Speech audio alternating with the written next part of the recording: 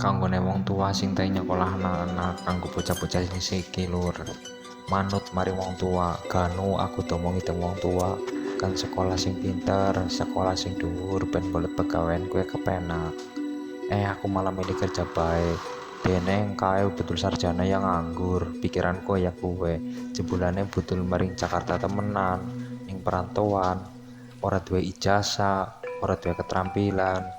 Ya mentok-mentok dadi kuli bangunan kayak kiye. Arep usaha ya kena kudu duite segablek.